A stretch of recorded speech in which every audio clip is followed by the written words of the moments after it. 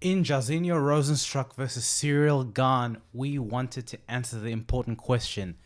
Does the UFC have a new contender in the heavyweight division in Ciral Gane? And the answer is maybe.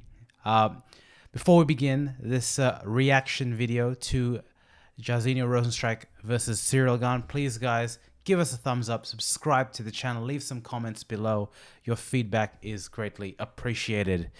And the answer is the heavyweight division in the UFC is looking amazing, especially with the emergence of Francis Ciral Gane, and he was impressive without being all the bells and whistles. And I think the thing about Ciral Gane that we kind of need to just pump our brakes a little bit is he's relatively new to mixed martial arts, and some of it shows, but the positives that really come out of a fighter like Ciral Gane are really immense. Obviously, he's a physical specimen, but as soon as Rozenstruik and Ciral Gane met at the center of the octagon, you could see that they were miles apart, very different fighters, physically and aesthetically, but especially from a speed perspective. And I think what Ciral has is going to be a distinct speed advantage for most of the opponents in the heavyweight division. And he was bopping on his feet very lightly like a middleweight. I don't think I have quite seen a heavyweight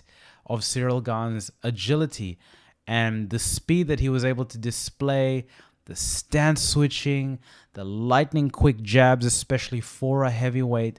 The takedown attempts, I think it was, he only got 2 takedowns out of, double-digit takedown attempts. So, as a conversion perspective, it really wasn't the best. But think about what I'm just saying. For a heavyweight, I'm effectively describing a very well-rounded fighter that, is basically learning the tools of the trade and his craft and winning while doing so. He is now 8-0 in the UFC, and specifically for this fight against Jairzinho, in the first round, there was a feeling out process, as there usually is with, heavyweights. We saw it with Derek Lewis and Curtis Blades last week. It only takes, a fraction of a second for a face to get planted on the ground, and you kind of saw the respect there. But Ciral was so impressive in his movement. Ciral was impressive without throwing a strike, I think, in the first couple of minutes.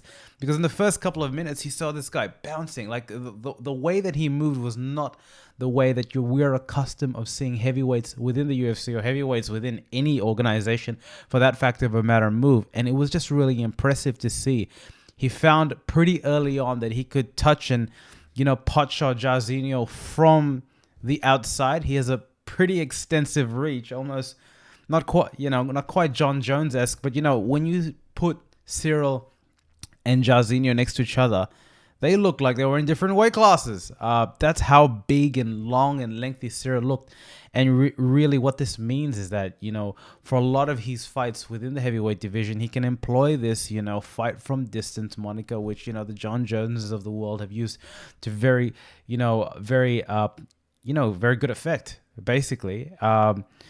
I think where, the fight kind of got a little bit stale is Ciral effectively within the first 2 rounds saw a path of victory, which was staying at the outside, just out-jabbing Jairzinho, using his reach, using his speed, combination of switching his stance. I can't overemphasize how impressive that is to me because, again, especially at that weight division, but when you contrasted it to a fighter such as Jairzinho, who has absolutely dynamite within his hands, let's keep that absolutely real.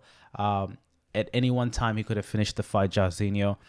And maybe not for lack of trying, but he potentially could have rolled the dice in some of the later rounds and decided to go all in. But I think he was constantly frustrated by Ciral's speed. His accuracy was actually another really underrated component as well. Constantly getting touched, and awareness. Whenever Jairzinho would, close the distance with levels of, explosion, Ciral would, back up, which maybe, gave an opening for Jairzinho to engage in a lot more striking, which he didn't, unfortunately.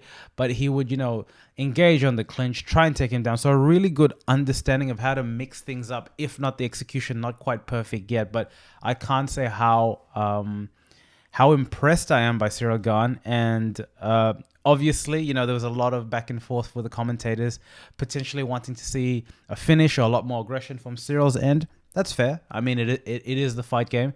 People do want to see finishes, but from a pure artistry perspective, you've got to appreciate what Ciral Gane did and what he brings to the table. Now, it's really interesting. I'm looking at the heavyweight rankings here. You've obviously got Stipe and Francis who are going to fight for the title. You've got Derek Lewis, which in my mind has to be up there in terms of, next to take a crack. You've got Curtis Blades, who's always kind of up there. Jairzinho probably drops. Ciral probably goes up. I think, where does Ciral go next? I think instead of having that a bit of a conversation, these are the sort of fighters that I think Ciral is going to really kind of have a distinct advantage over. And that's the Jairzinhos and Derek Lewis's of the world. The plodding,